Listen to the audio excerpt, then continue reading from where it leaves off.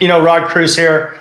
I did 21 years in the United States Army. I was a Green Beret, also known as Special Forces, and also a Ranger. I did that for the majority of my career.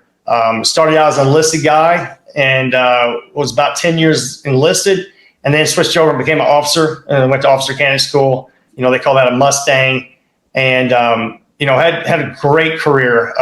Fortunate enough to be around great people, just in ability to travel across the world. Was in a lot of cool places, and I was in a lot of really terrible places. Yeah. I was in Afghanistan, Iraq, Colombia, and about another tons of countries, and some of them you never probably heard of, and some of them I can't even tell you some of the stuff we're doing there. But it was a pleasure, and it really enjoyed it.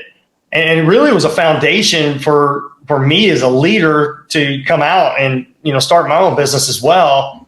And which we started right before I got out, even where we were doing residential building, doing like a lot of spec homes. Okay. And yeah, so it was, go figure, it was coming from it. But we did a lot of projects overseas. So we built schools and hospitals and electrical power plants and stuff like that. So we ran a lot of strategic projects, and even upwards of $100 million. And so it kind of was a natural fit, I guess you could say. And when I came out, started a training and coaching and consulting business, but really focusing on the defense industry, and was back over in Iraq as soon as I got out, running a huge program there. And just the defense industry, I kind of knew it, so it was comfortable. Yeah.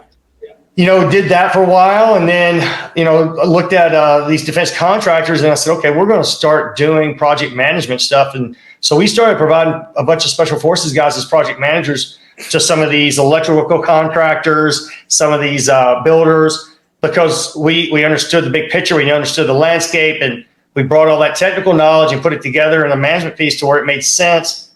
And worked with a company building the 55 megawatt power plant in Bagram. And really good, solar systems.